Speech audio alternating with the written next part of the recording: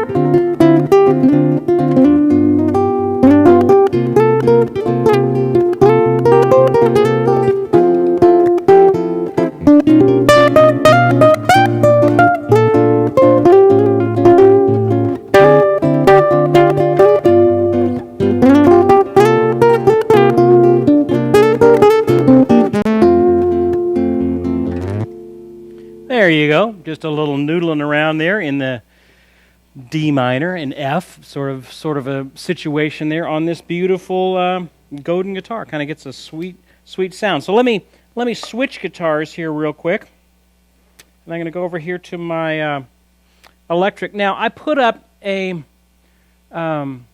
PDF of what I'm going to talk about a little bit tonight. It's over at guitargathering.com in the live lesson section of our discussion board underneath the live lesson for tonight, September 11th, 2018. If you look in that first post, there's a little PDF that you can download that's going to be part of what we're going to be talking about tonight. Tonight I just wanted to give you a taste of a topic that we have just put out a video series on. We did a new fretboard workout series on the money chords, which are the best sounding chords on guitar. Not all guitar chords are created equal. You know, some voicings sound better on the instrument than others. So if I'm on an acoustic, which I don't have a steel string acoustic here right in front of me, but if I was on an acoustic, generally what I like to have is strings ringing, open strings ringing. That's what makes an acoustic guitar sound fantastic, is open strings ringing. I mean, I guess I could use it with that one. Let me go back to this one.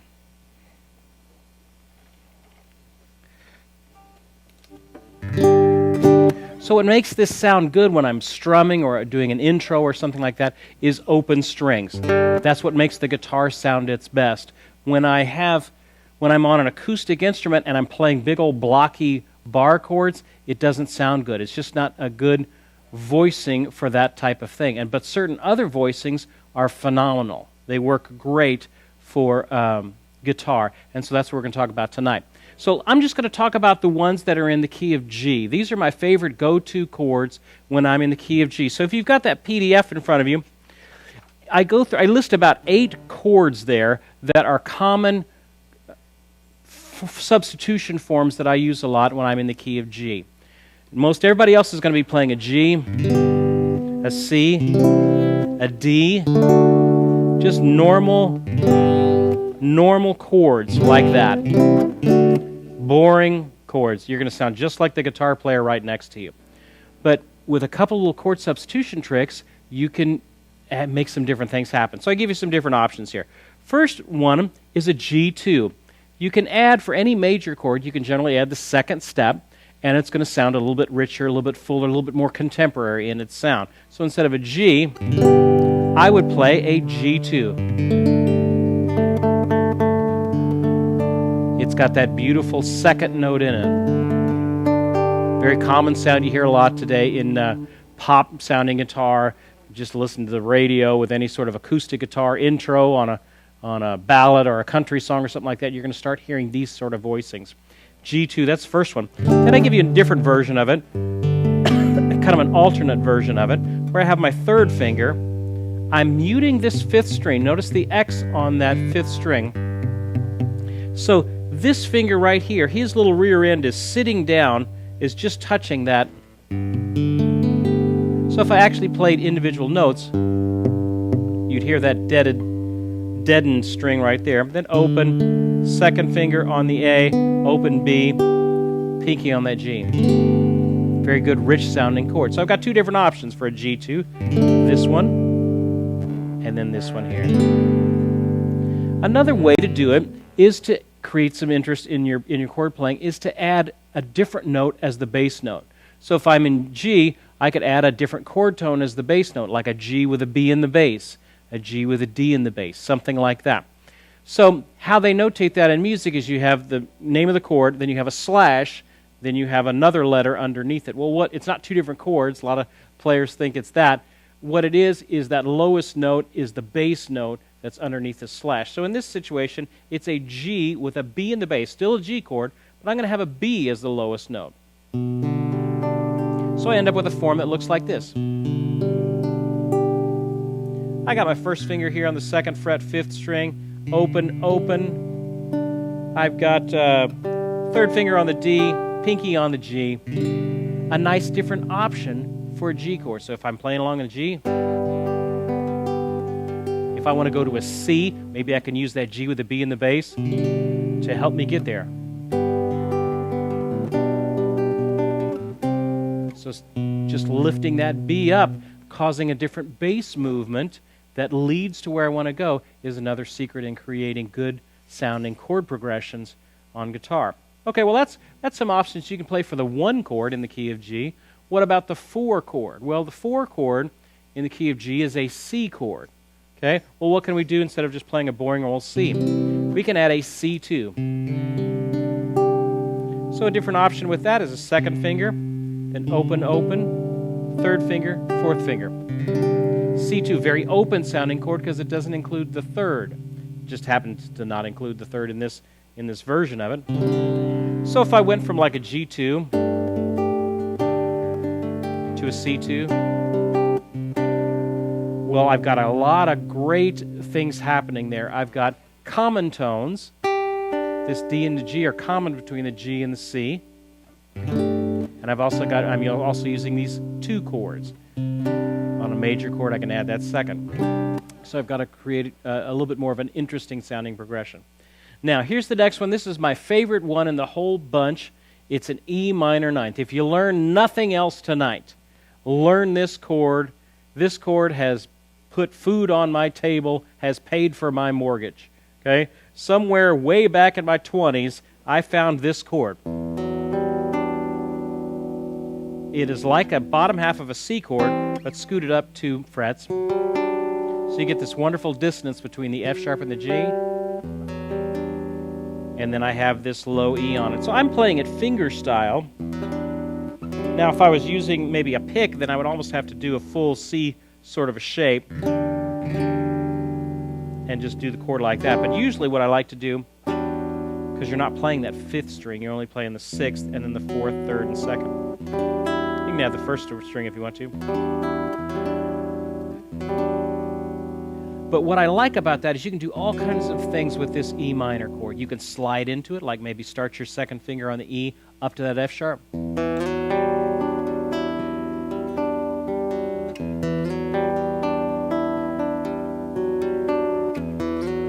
it takes a little bit of practice to get the feel of the slide through that, but it's a great sounding E minor. Man, if I'm on a recording session and I need to play an E minor chord for an intro or something like that, I will just rarely ever play this, which is what every other player is going to play, is this. I'm going to play something like this. I get that beautiful tension in there. These 2 notes that are real close together builds that dissonance, which gives a chord color. So we've talked about a couple of major concepts so far. Common tones between chords in the same progression help a progression sound more connected. We've talked about bass movement, like using an alternate bass over a chord to help lead that bass somewhere.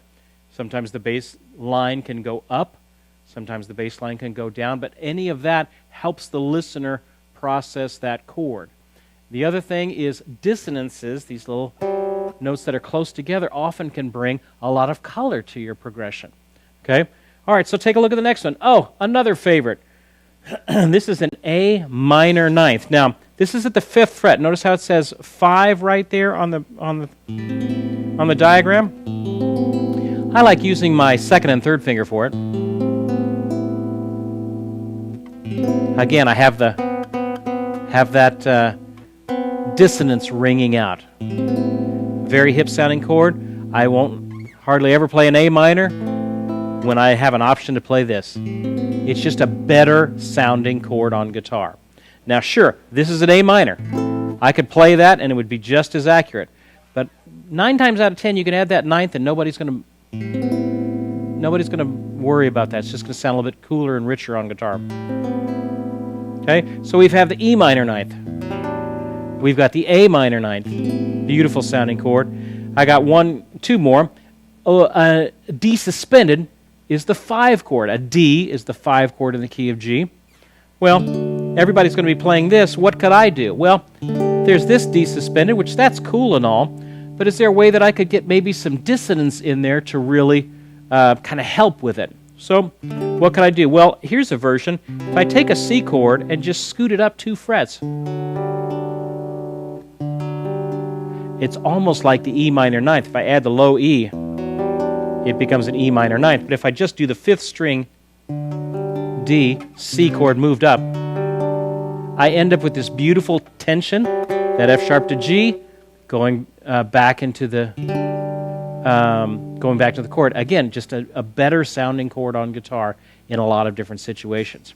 Now, last one I have there is a D with an F sharp in the bass. The 5th chord, the chord on the 5, the D, G, A, B, C, D. D is the 5 chord.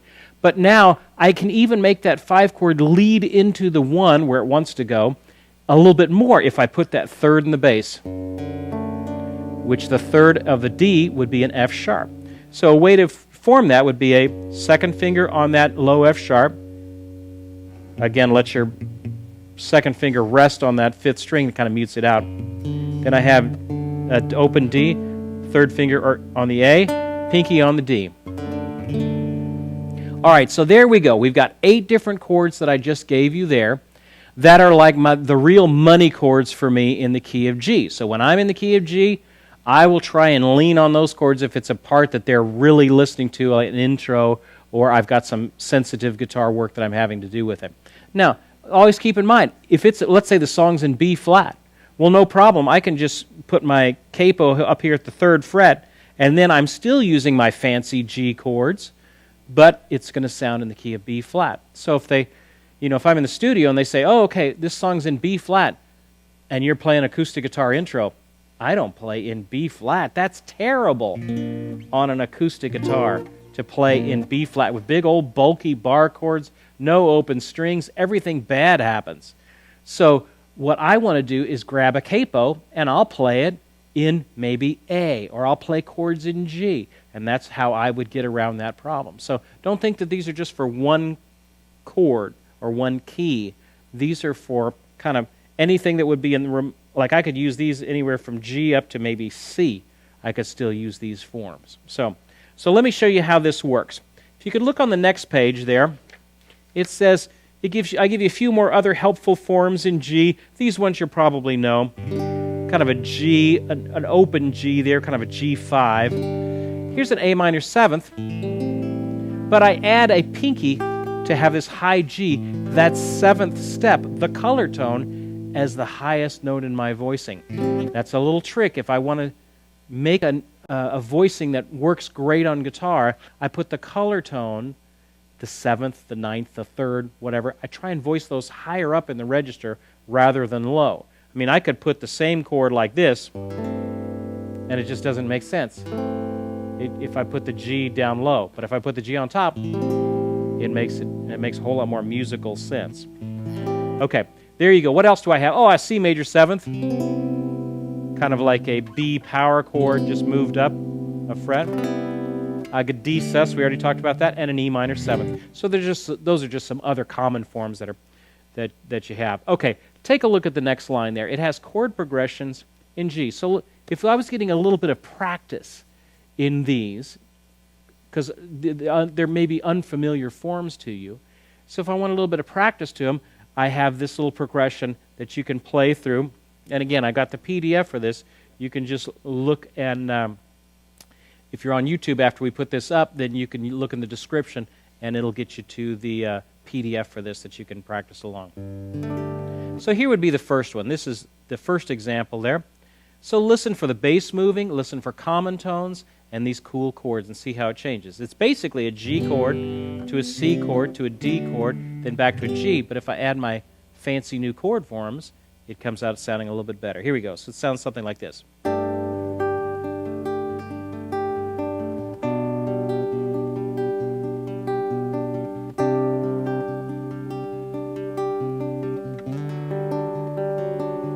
I'll repeat that again. Bass note going up to that C.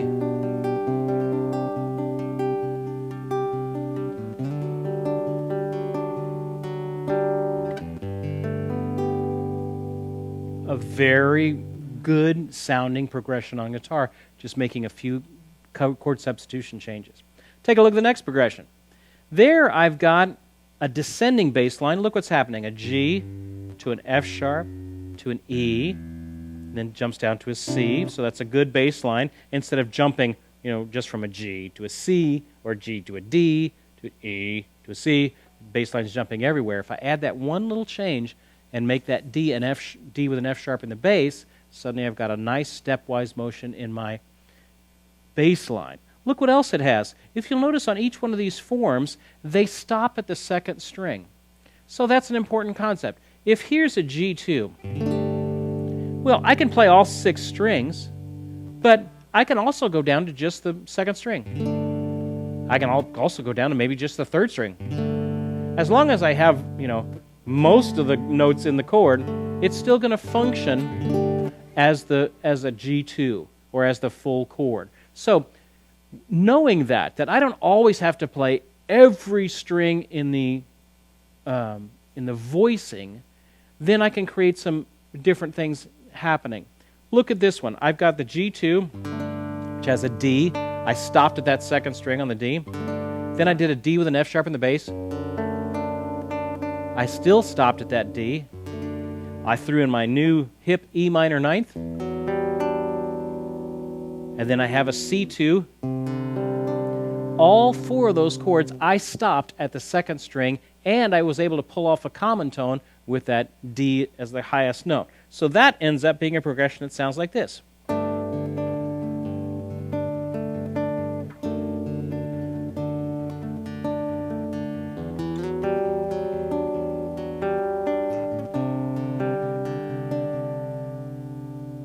There you go. Great sounding progression on guitar.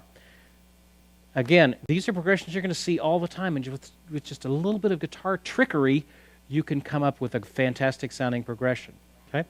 Take a look at the next one. I got just another example or two, and then we're going to give some things away. Look at the next example on the next page. Well, what's happening here? I've got a C.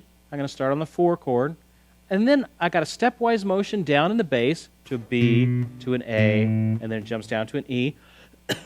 I've got some common tones on the first 2 chords. I've got C2 to a G with a B in the bass.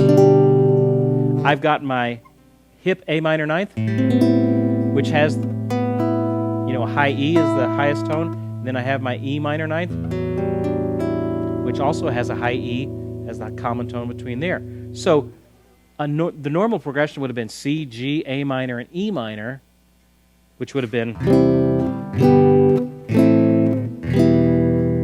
not a bad sounding progression, but with a little bit of changes, we can make that sound even better. So here's the next progression. 2, 3, 4,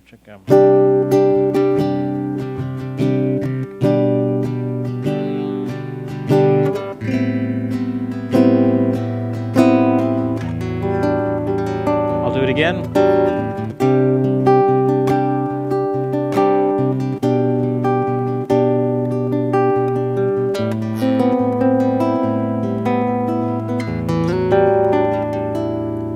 In my little slide there on that E minor ninth.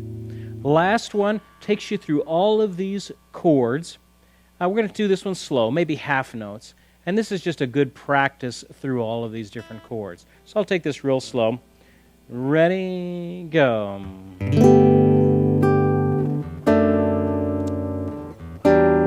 Notice I'm stopping at the second string to keep that common tone there. Now I go to the first string.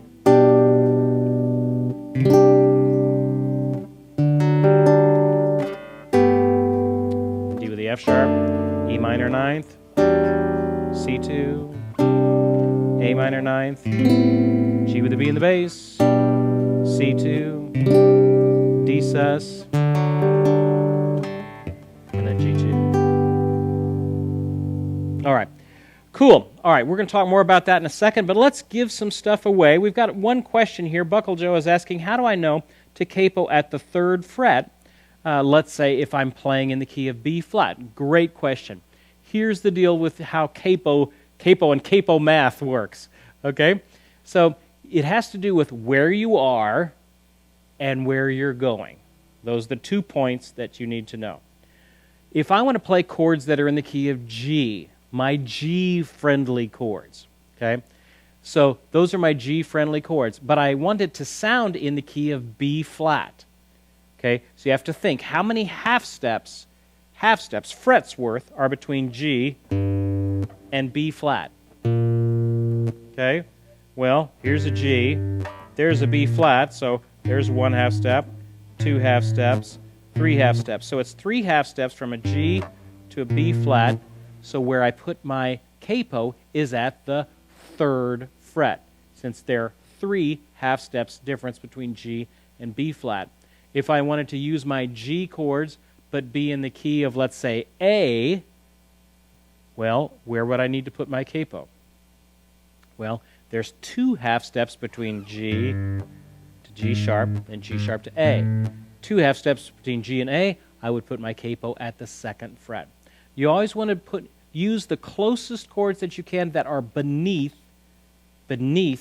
where you're going. So if I wanted to play in B flat, I could also use my A chords and use my capo, but then I would have to put my capo at the first fret because A is the chords I want to use, B flat is where I'm wanting them to sound, and they're 1/2 step off, so I put my capo at the first fret. See how that works? Now, unfortunately, I don't have a capo right here with me. Wish I did. Now that we've gotten to talk about it. Capos work pretty good up until about the 7th fret. After about the 7th fret, they just don't work as well. It just gets a little too tight generally for your fingers. So, all right, hey, let's give something away. Let's give away, I know what I want to give away. What's in this box? Pick another name. Pick another name there, Mr. Producer.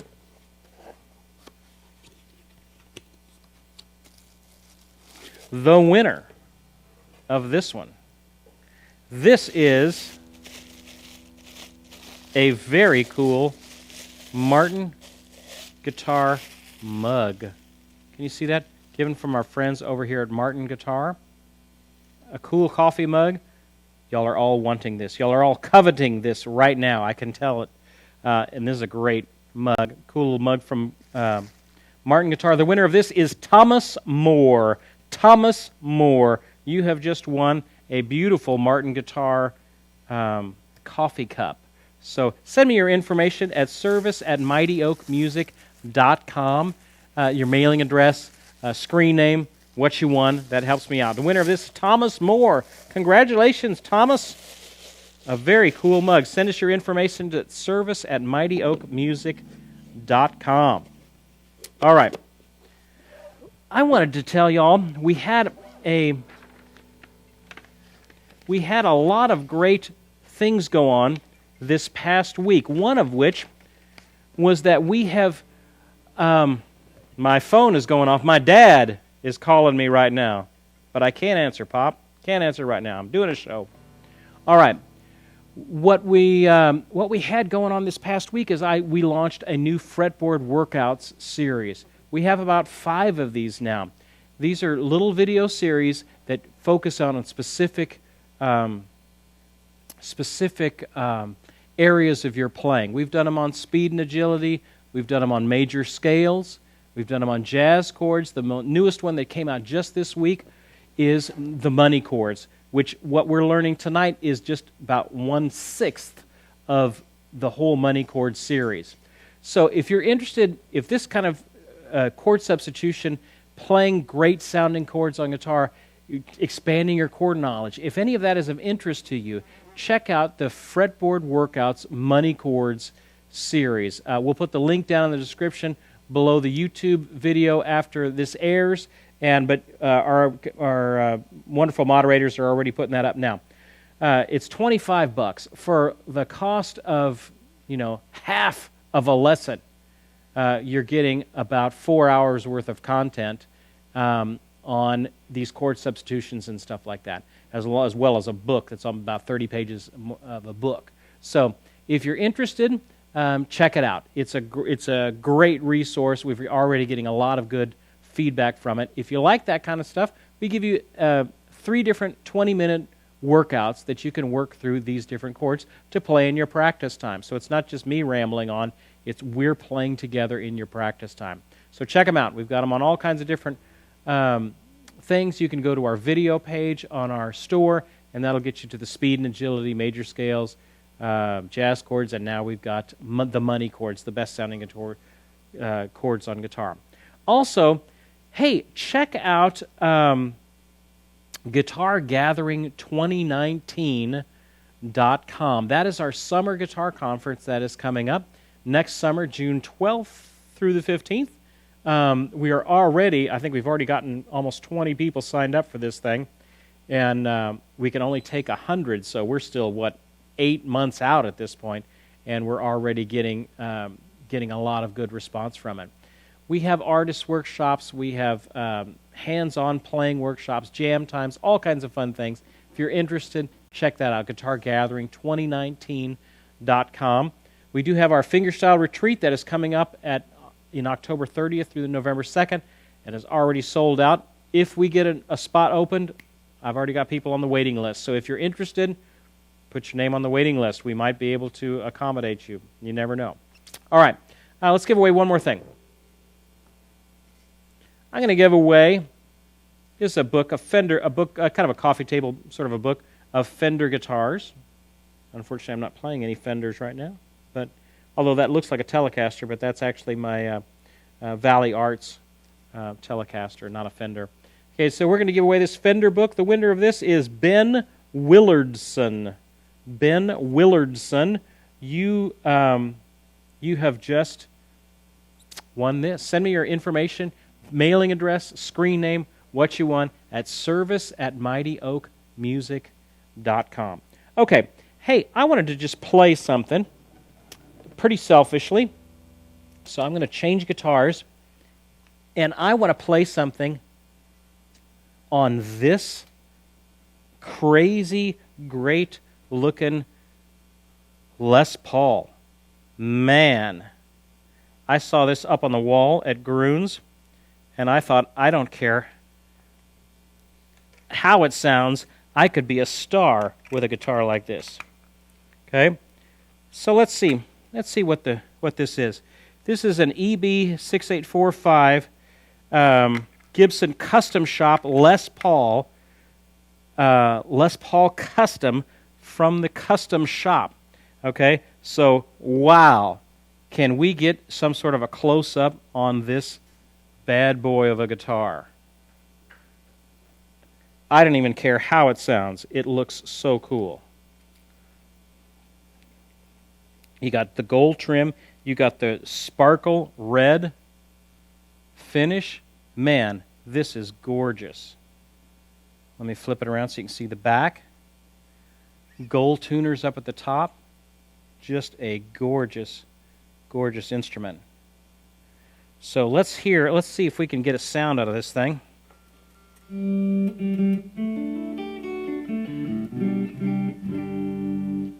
Okay, let me get tuned up real quick. And then we'll noodle around a little bit on it, see if we can find some magic on it. One of the great things about being here at Groon Guitars is the amazing instruments that are just hanging on the walls. This one is new. I haven't seen this one yet. And as soon as I saw it, I thought, oh, this is nice. This is nice. Okay, so let's see if we can get some sound on this.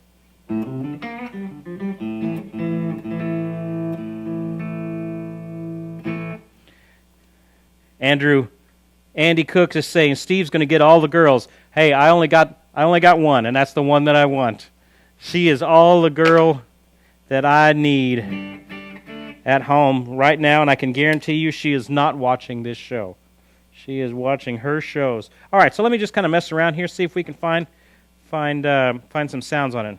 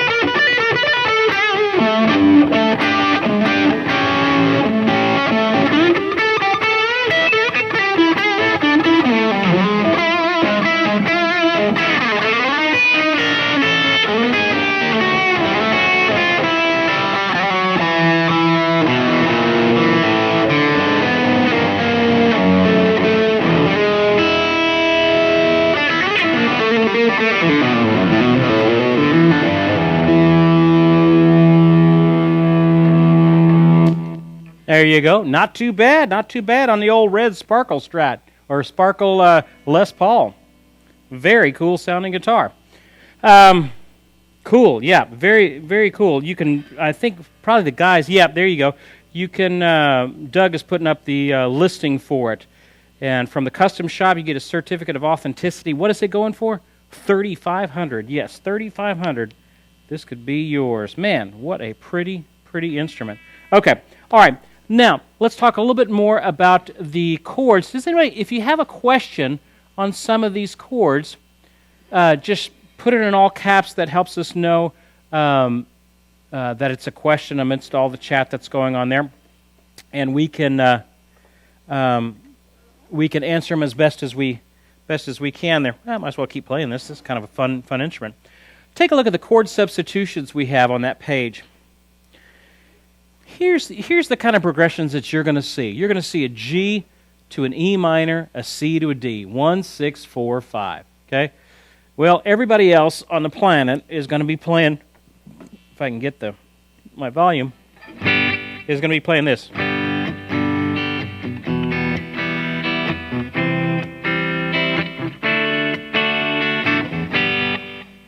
Cool. I mean, that works. But is there something else that we could do that may be a little bit better? Well, let's look at the example one using the money chord substitutions. I'm going to put a G5, an E minor 7th, C2, D suspended, and now my progression sounds something like this. 2, 3, 4.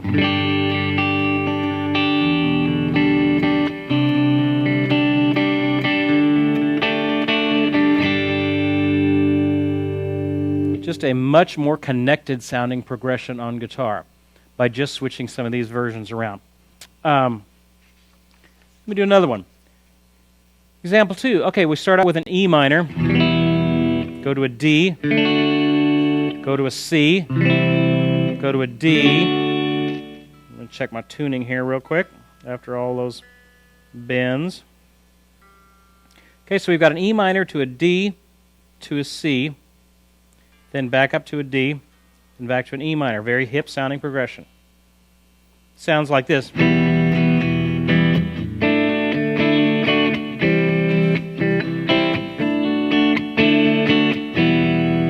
Okay, well that works. What if I added some of my cooler sounding progressions, my chords to it? The money chords. Well, it sounds something like this.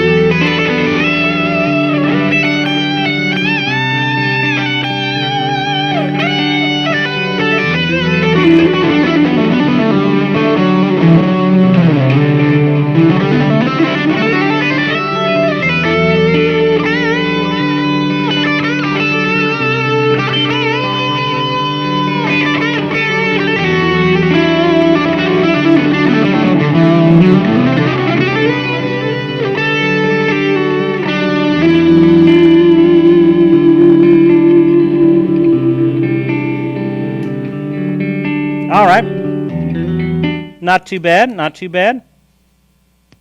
Cool, ended up having a cool little progression going on there. All right, what do we have next? All right, here we got the next example 3.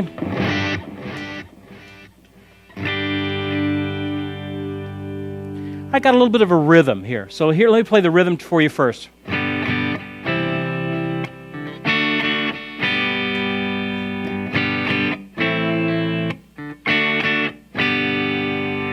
Okay, rather plain sort of a progression. Da, da, da. Maybe if it's in more of an up song, it'd be like...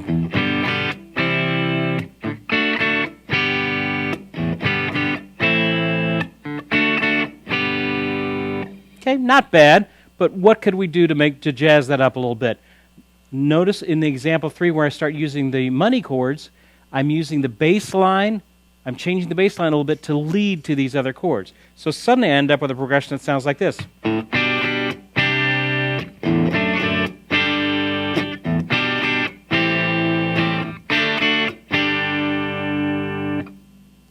A chord progression that makes just a whole lot much more sense on guitar. Let me play it again. 2, 3, 4.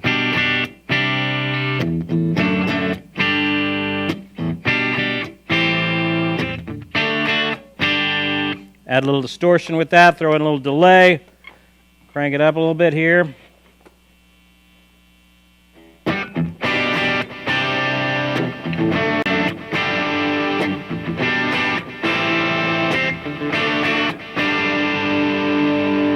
So from where we started, it sounds so much more connected.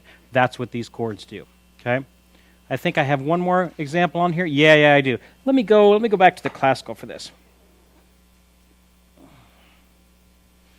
Thomas Moore is asking about this Godin guitar. He says it sounds great. Is that the wide neck one?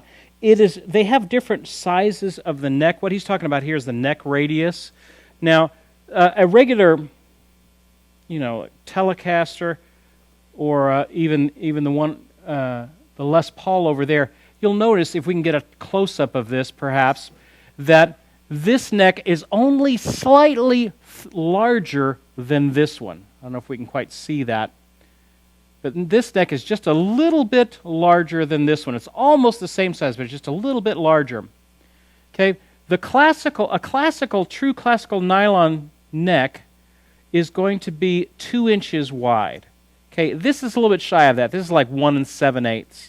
Okay, and this is actually a little bit smaller than that, so it's pretty close. Now, they do have a full classical width neck on some of these Godins. I wanted the one that was actually a little bit closer to an electric guitar neck, so when I'm changing them in concert or something like that, it's not that big of a difference.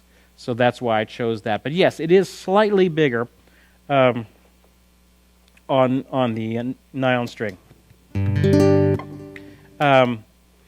Jerome Hebert is saying, Steve, so those money chords can be strummed or fingerstyled. Yes, you can use them strummed or on fingerstyle. Unfortunately, I'm kind of in a fingerstyle mode here because I wish I had my steel string for me for this lesson, but I just grabbed this nylon string today.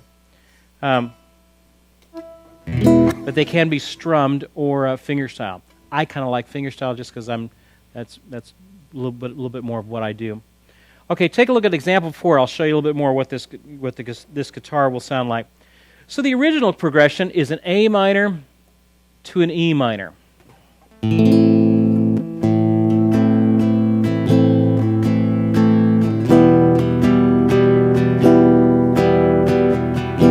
Okay, so again, it's okay.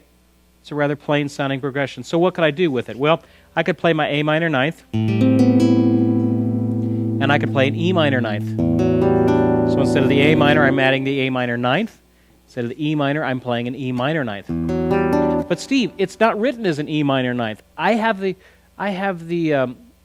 the player, I have the option to jazz up these chords a little bit as much as the ear will allow. Okay, as much as you can do, and it still sounds good. Experiment with chord substituting some different chords in there. So if I wanted to do this A minor, I even wrote this one out kind of in the tab just so you can have an idea of exactly what I'm doing. This one's fingerstyle. And so the pattern is going to be, let's see.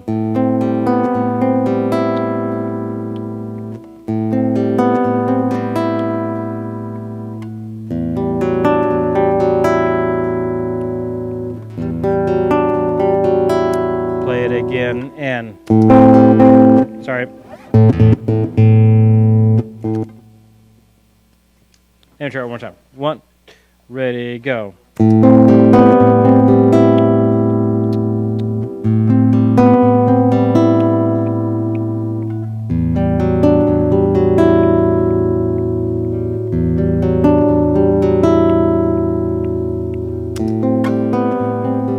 So there's the progression.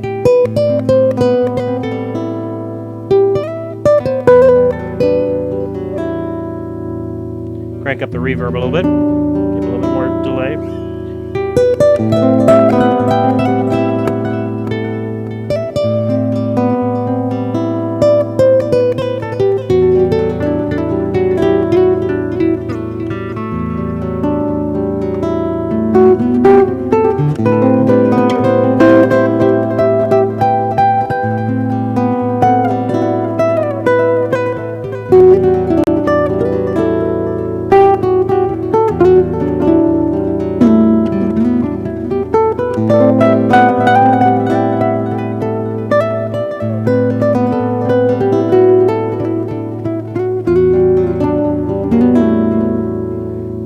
So we ended up with a much more richer sounding progression. Jordan, don't get me too hot on this guitar. It was starting to distort a little bit. So different options that you have for the sounds. That's what I wanted you to learn from this lesson. There are some chords that sound better on guitar than others. Remember what we talked about. You can add color tones. I can change a G to a G2, an E minor to an E minor ninth. I can add common tones, having these highest tones.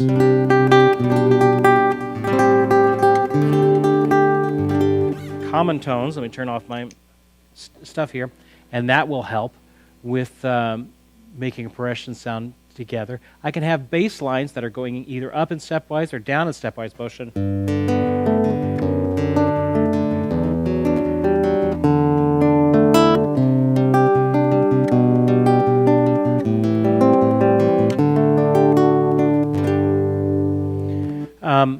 That's going stepwise. If I wanted to do something up, I could go.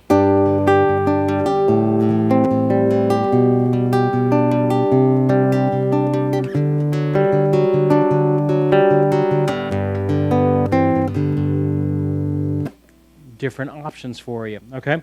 So we've talked a little bit about that. We had one question here. Dave was asking, what key is that progression in? Well, it was an A minor to an E minor. Okay, so there's a couple different keys that works in. I was kind of thinking in the key of G, really. Anything in the key of G would flow over an A minor and E minor, because an A minor is in the key of G and an E minor is in the key of G. So different options for you there. Okay, so I was just playing in the key of G and hanging around different key of G notes. All right. Showman Blues is saying, do you have a site called Guitar Gathering Stream? We did have our Guitar Gathering over on Ustream. We don't have that anymore. It's still over there, I think, but we're not doing anything. Where everything is being watched now is on YouTube. So we've got our YouTube channel. If you have not yet subscribed to our YouTube channel, we do lessons like this about every 2 weeks, and with different topics. We have a great lineup of guests. We had a great guest last time, Bill Cooley. Did you guys enjoy Bill Cooley? He actually sent a couple of the songs that he did at the beginning of the show. He sent me the music to that. I'll try and post that on our website, guitargathering.com, our community website there. So if you haven't, make sure you subscribe to us on YouTube, and then be a part of our Guitar Gathering community over at guitargathering.com. Log in there. We put stuff up over there all the time. So there you go. If you're interested in learning more about these chords that sound great on guitar, check out the Fretboard workout series that we did on the money chords. I'll try and put the link in the description below, and you can check them out there. A great resource. This is what we covered tonight, was just in the key of G.